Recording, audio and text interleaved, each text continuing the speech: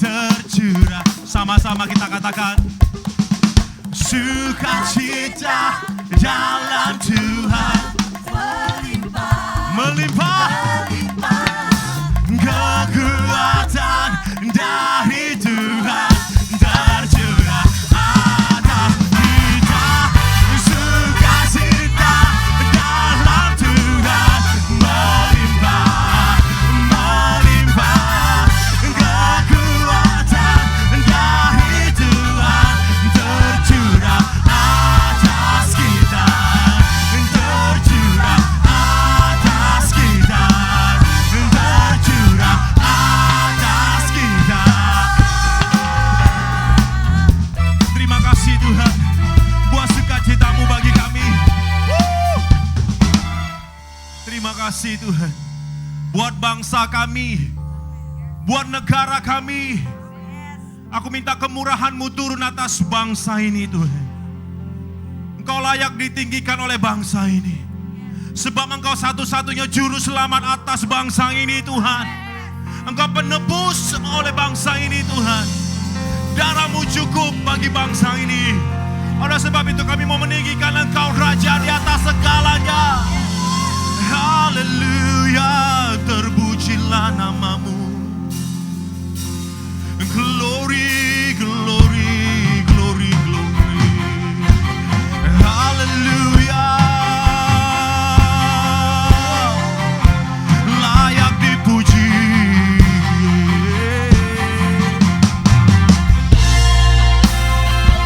Terima kasih Tuhan, layak dipuji, disembah. Dipuji, disembah. Engkau yang bertata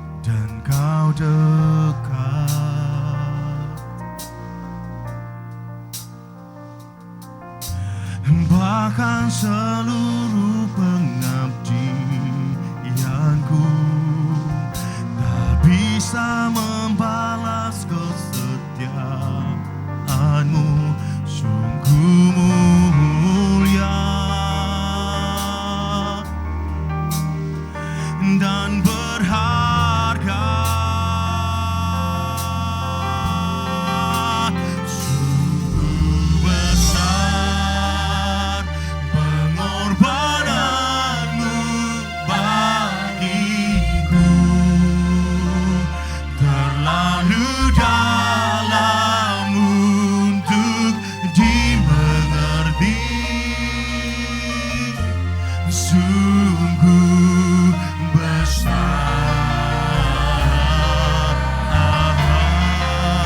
sungguh indah yang kau pikirkan tentangku,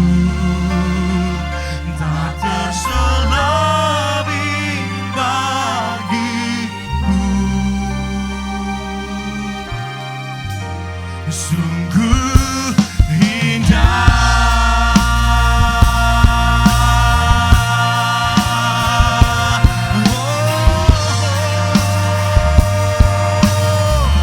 sungguh indah. Haleluya. Kemanakah aku dapat pergi, menjauhi rohmu yang suci. Kau sahabat dan kau dekat, dan kau dekat, bahkan seluruh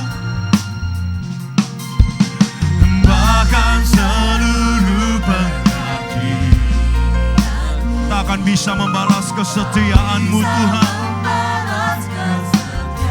Sungguh indah, sungguh mulia, haleluya, dan berharga. Sungguh besar pengorbananmu bagiku, terlalu dalam untuk dimengerti. Sungguh besar, haleluya. Sungguh indah yang kau pikirkan tentangku, tak terselami bagi. Sungguh indah, sungguh indah,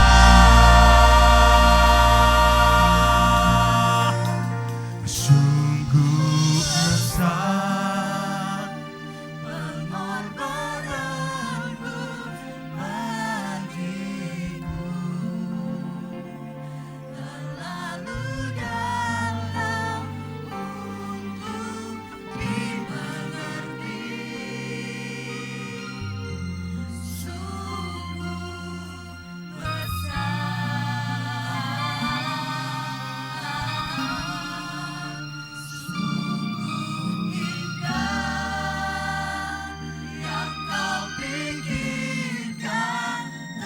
tentang kami Tuhan,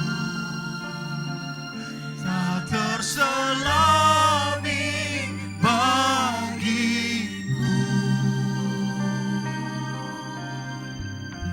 Sungguh indah. Mari jemaat Tuhan saja katakan, sungguh indah, sungguh.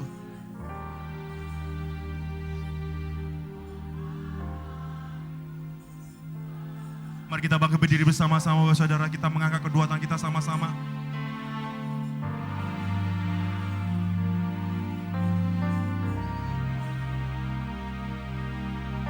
Sungguh besar, besar,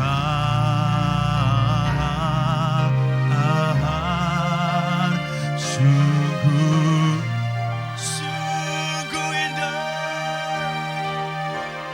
Kan tentangku, tak terselami bagiku. Sungguh indah, sungguh indah.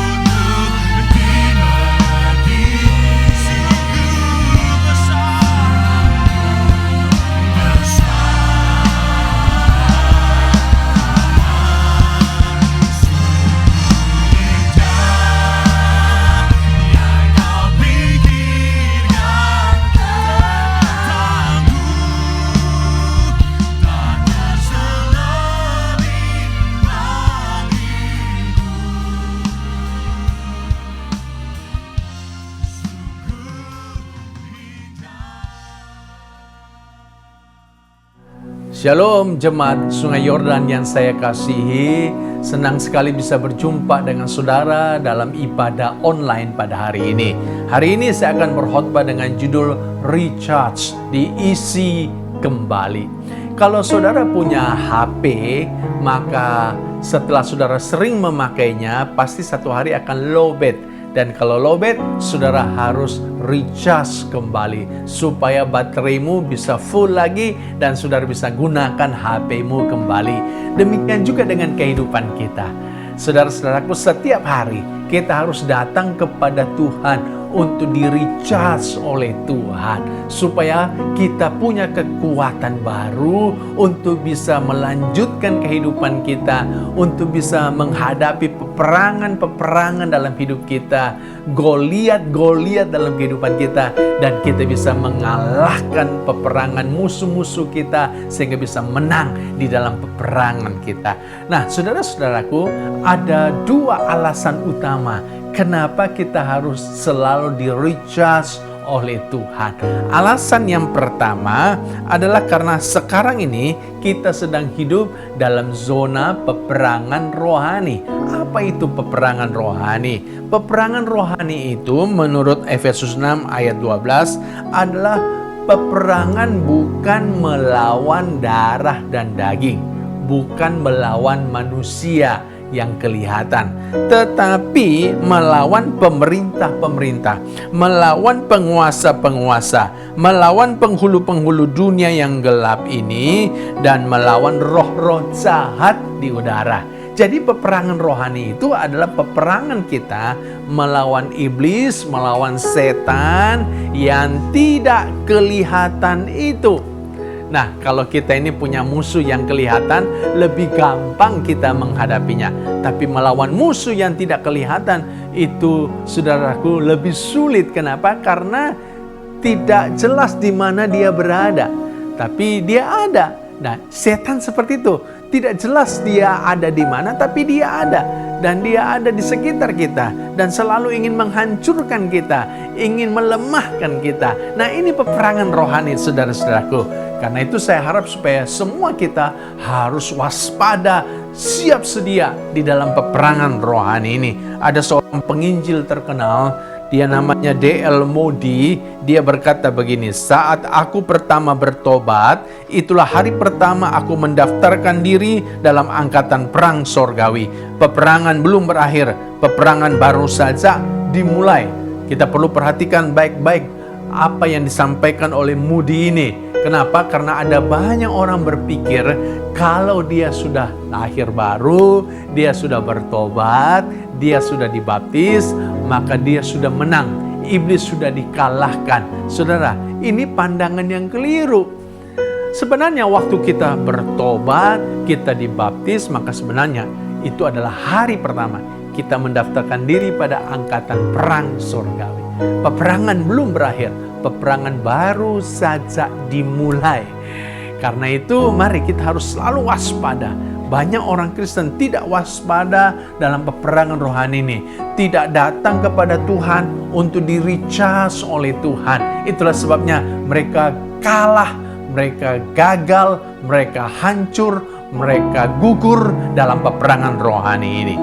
Nah, Alkitab berkata dalam 1 Petrus 5 ayat 8, sadarlah dan berjaga-jagalah, lawanmu si iblis. Jadi iblis itu adalah lawan kita, bukan teman kita, dia musuh kita.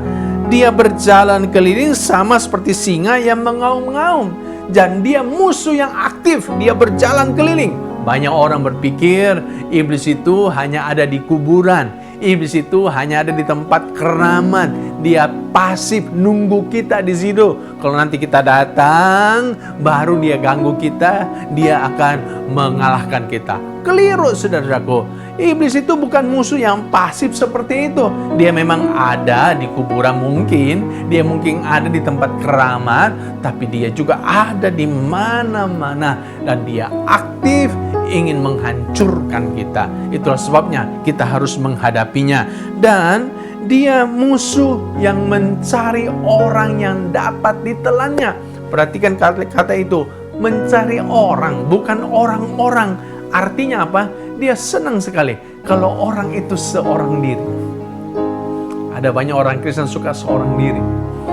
Kemana-mana seorang diri. Ke gereja seorang diri. Ibadah seorang diri. Pulang ke rumah seorang diri.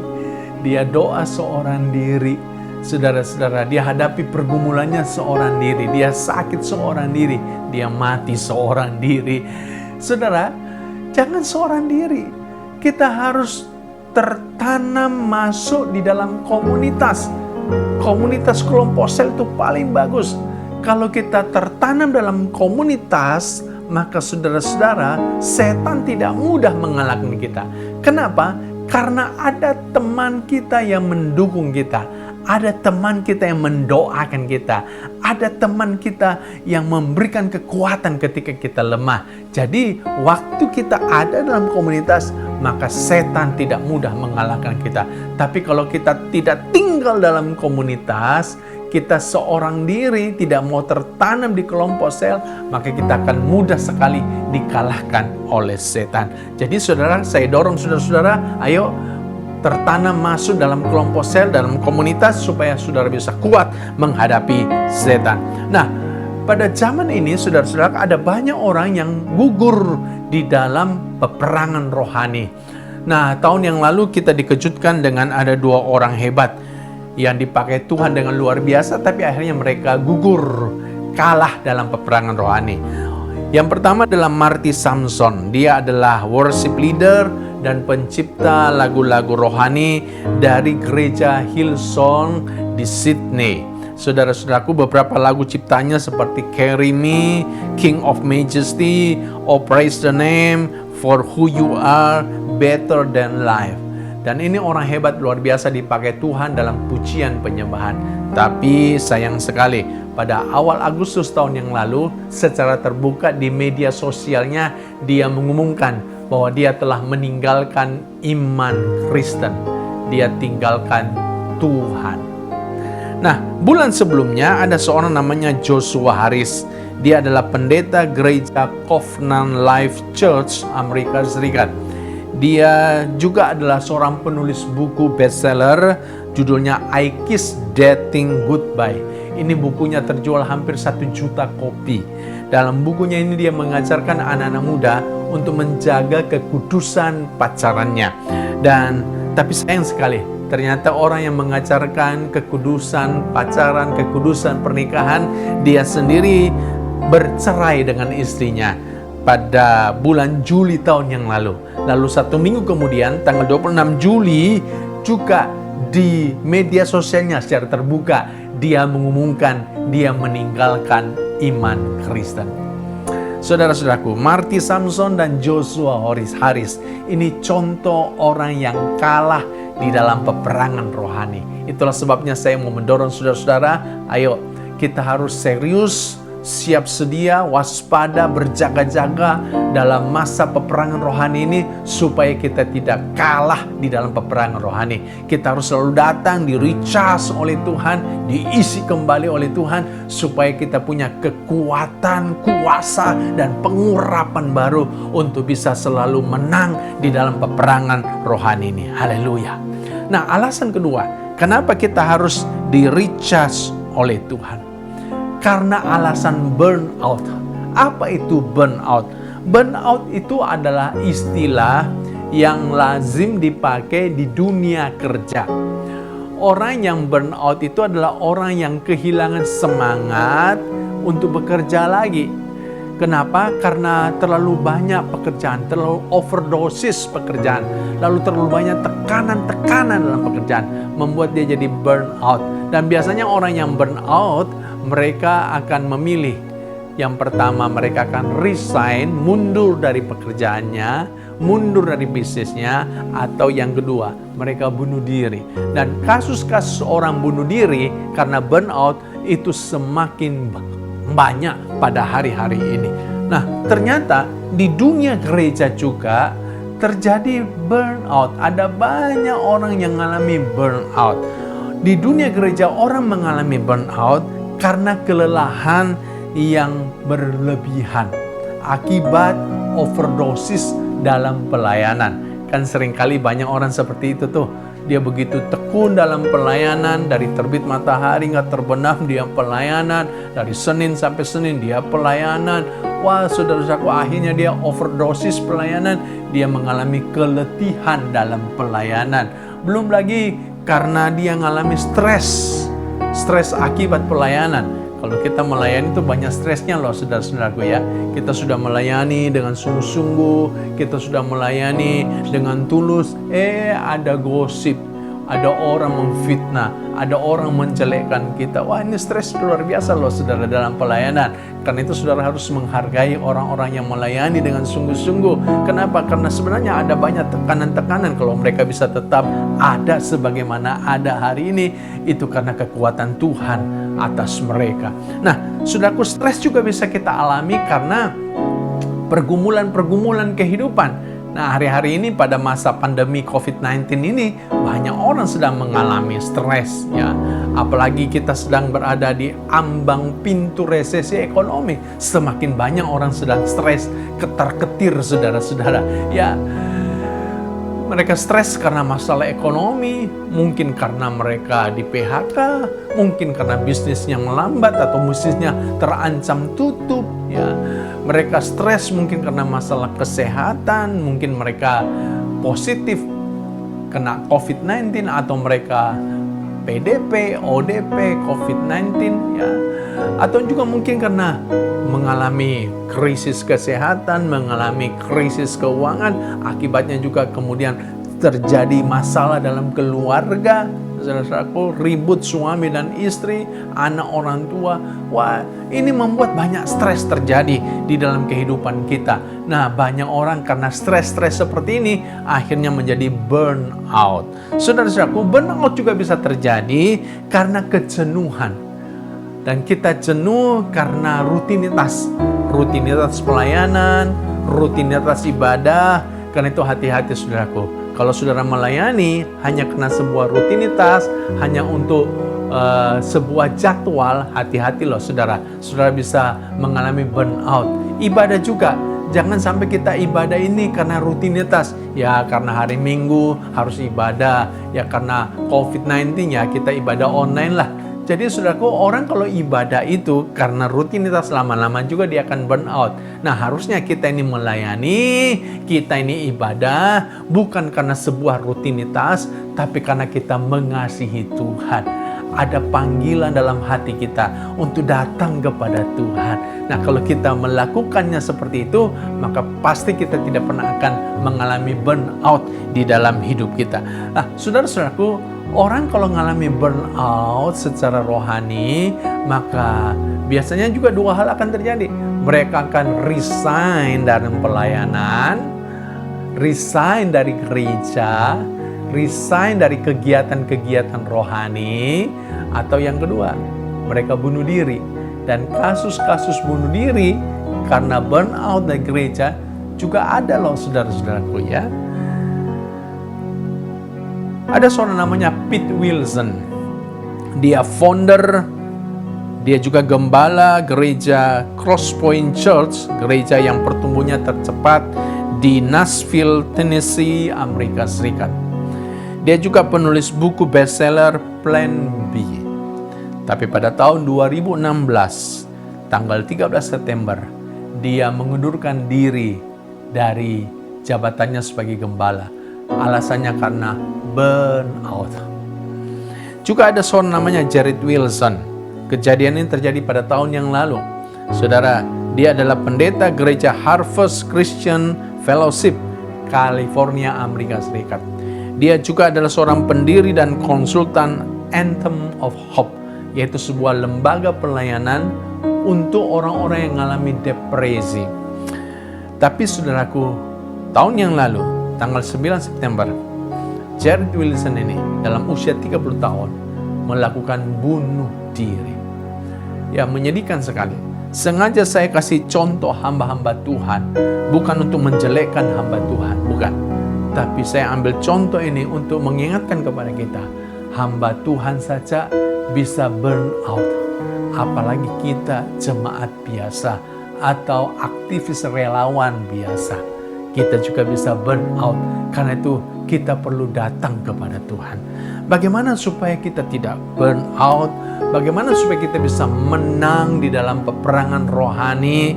Saudara-saudaraku, kita harus di-recharge oleh Tuhan. Nah, bagaimana kita di-recharge oleh Tuhan? Yesaya 40 ayat 31 berkata begini, tetapi orang-orang yang menanti-nantikan Tuhan mendapat kekuatan baru. Jadi kita harus menanti-nantikan Tuhan di dalam hadirat Tuhan.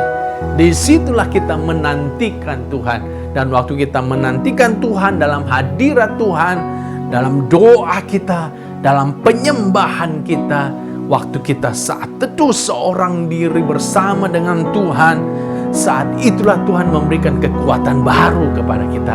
Kita akan di-recharge oleh Tuhan.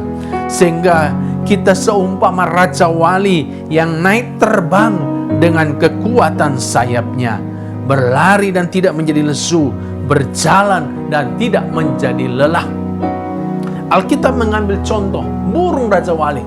Saudara-saudaraku, burung Raja Wali itu jenis burung yang bisa mencapai usia paling lama di atas muka bumi ini. Dia bisa mencapai usia 70 tahun. Tapi tahukah saudara-saudaraku bahwa ada usia kritis burung Raja Wali, yaitu ketika dia berusia 40 tahun. Pada usia itu, maka cakar-cakar kakinya itu akan memanjang dan menjadi bengkok. Dan karena memanjang dan membengkok, maka sulit sekali untuk bisa mencengkram musuhnya, mencengkram mangsanya. Lalu paruhnya juga memanjang dan menjadi bengkok. Dan karena paruhnya bengkok, juga susah untuk mematuk dan memakan mangsanya. Dan biasanya pada usia itu hanya ada dua pilihan bagi burung Raja Wali. Yang pertama, dia pasrah, lalu kemudian dia mati pelan-pelan karena tidak bisa memburu mangsa dan memakan mangsanya. Atau yang kedua, dia naik ke atas bukit yang tinggi. Dia tinggal sendiri di situ selama 40 hari. Untuk apa? Dia, saudara-saudaraku, mematuk-matuk paruhnya ke gunung karang. Sehingga kemudian paruhnya yang bengkok itu menjadi patah. Lalu muncul paruh yang baru. Lalu cakar kakinya dicakar-cakarkan pada batu karang. Sehingga kemudian kukunya patah dan muncul kuku yang baru. Dan juga saudaraku, pada usia 40 tahun, itu burung Raja Wali bulu-bulunya menjadi tebal. Sehingga berat bagi dia untuk terbang. Nah, dia akan pakai paruhnya itu untuk kemudian mencabut bulu-bulunya yang tebal. Sehingga akhirnya tumbuh bulu yang baru. Saudaraku, jadi selama 40 hari di atas gunung batu itu, burung Raja Wali ini mengalami transformasi diri. 40 hari kemudian, dia muncul menjadi burung Raja Wali yang baru dengan kekuatan yang baru, menjadi muda kembali, dan dia bisa hidup 30 tahun lagi. Saudara, seperti itulah kalau kita datang di hadirat Tuhan. Tuhan akan membaharui kekuatan kita. Diberikan paruh yang baru, cakar yang baru, sayap yang baru, bulu-bulu yang baru, sehingga kita kuat kembali. Sehingga kita bisa melanjutkan kehidupan kita. Betapa pentingnya kita di-recharge oleh Tuhan. Saya mendorong setiap saudara-saudara, ayo jangan terlalu sibuk. Kesibukan itu membunuh kita. Kesibukan itu membunuh relasi kita dengan Tuhan. Kesibukan itu membunuh relasi kita dengan suami kita, dengan istri kita, dengan anak-anak kita. Dan akhirnya kesibukan nanti membunuh diri kita sendiri. Ayo Bapak Ibu, jangan terlalu sibuk. Sediakan waktumu untuk datang ke hadirat Tuhan di dalam doamu, dalam saat teduhmu, supaya kau di-recharge kembali oleh Tuhan. Saya percaya kalau saudara setiap hari punya waktu bersama dengan Tuhan, saudara akan menjadi seperti burung Raja Wali yang naik terbang dengan kekuatan sayapnya. Saudara berlari dan tidak akan menjadi lesu. Saudara berjalan dan tidak menjadi lelah. Tuhan memberkati kita. Tuhan menolong kita semuanya.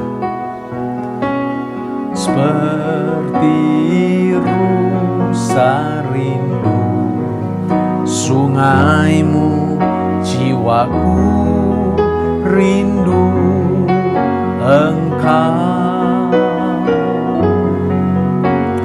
Kaulah Tuhan hasrat hatiku, ku rindu menyembahmu.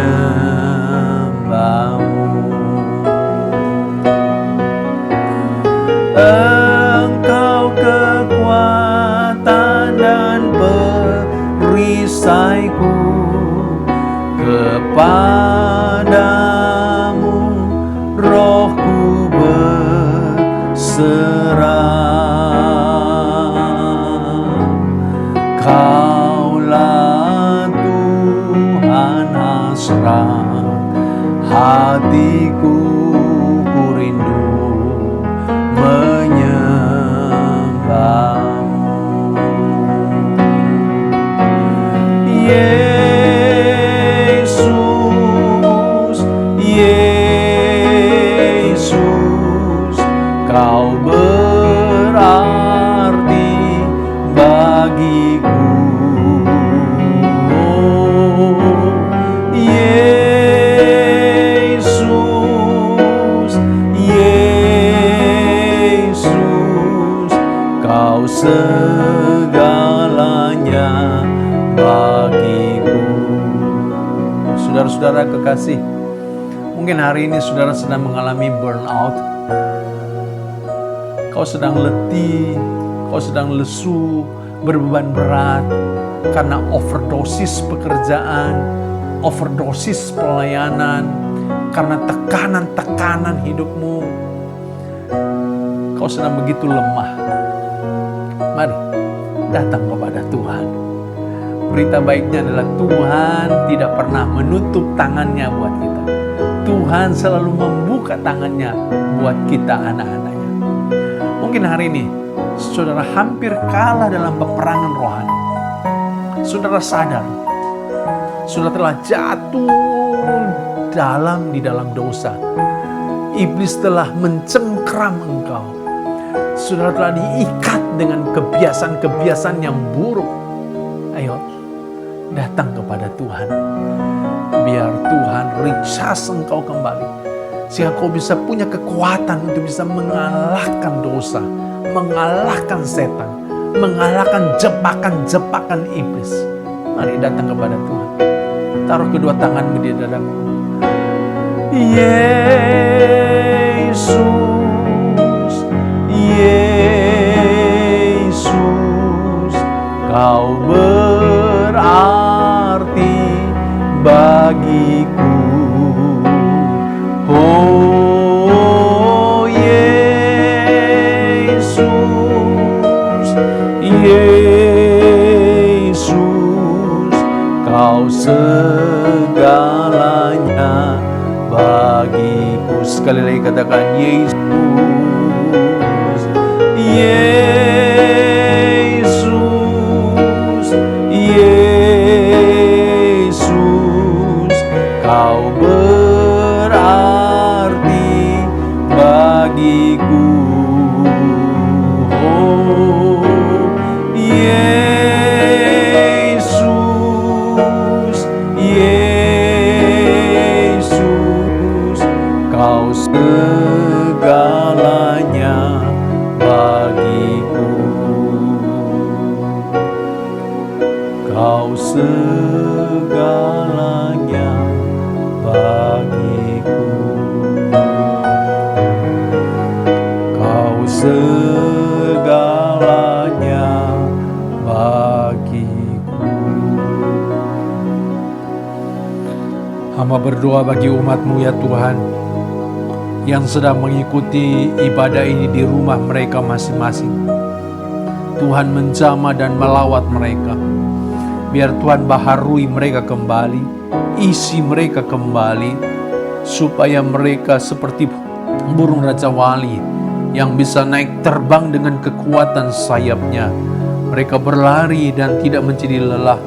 Mereka berjalan dan tidak menjadi letih. Tuhan tolong mereka. Kalau ada di antara mereka yang sedang mengalami burnout, mereka mengalami kelelahan yang overdosis. Tuhan, mereka sedang stresnya luar biasa. Jamah setiap mereka dalam nama Tuhan Yesus. Kalau ada di antara mereka yang hampir kalah dalam peperangan rohani, terikat, terjebak oleh setan, Tuhan jamah setiap mereka. Lepaskanlah mereka Tuhan. Terima kasih Tuhan. Biar Tuhan mereka punya kekuatan mengalahkan dosa, melepaskan diri mereka dari jebakan-jebakan setan, dan mereka bisa mengalahkan semua godaan setan. Mereka bisa menang dalam peperangan rohani ini. Terima kasih Tuhan. Hamba menyerahkan mereka dalam tangan Tuhan. Tuhan tolong setiap mereka. Dalam nama Yesus Kristus, haleluya. Amin, amin. Puji Tuhan. Terima kasih untuk perhatian saudara-saudara. Tuhan memberkati. Shalom.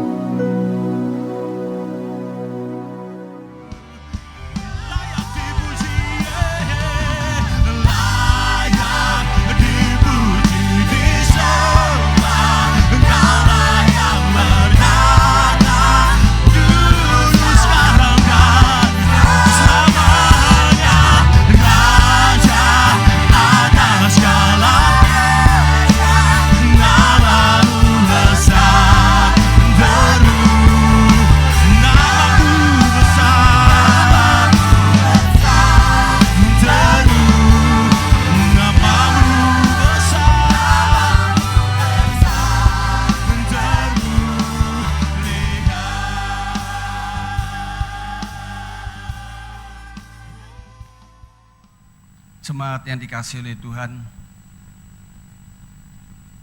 sebelum kita melakukan aktivitas yang lain, saat ini biarlah Tuhan sendiri yang akan menurunkan berkat bagi Bapak Ibu sekalian dimanapun kau berada. Terimalah kehadiran di rumah-rumahmu, karena Dia siap untuk memberkati Bapak Ibu sekalian. Karena itu, biarlah engkau terima berkat yang berkelimpahan yang datangnya dari Bapa Surgawi. Diberkatilah seluruh aktivitasmu, diberkatilah seluruh pekerjaan dan usahamu. Apapun yang kau kerjakan dibuat selalu Tuhan berhasil. Dan diberkatilah masa depan cucu-cucu anak cucumu, supaya mereka juga boleh mempunyai masa depan yang penuh pengharapan. Dan juga terimalah berkat yang dalam kesehatanmu, supaya engkau terus dipelihara oleh Tuhan tetap sehat.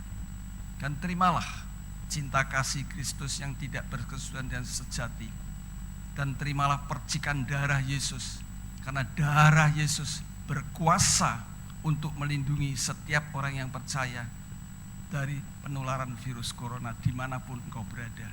Karena itu terimalah percikan darah Yesus, sehingga dimanapun, kemanapun kau pergi, selalu dilindungi, diproteksi, dipagari oleh darah Yesus yang begitu dahsyat, begitu luar biasa, yang sanggup berkuasa untuk melindungi dari penularan virus corona.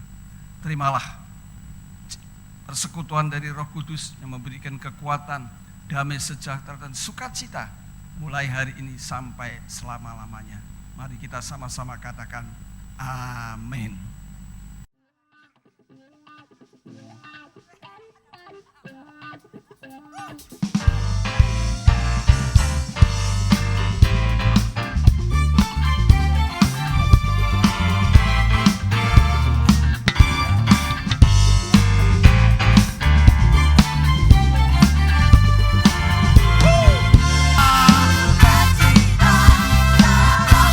Melimpah, melimpah, kekuatan dari Tuhan,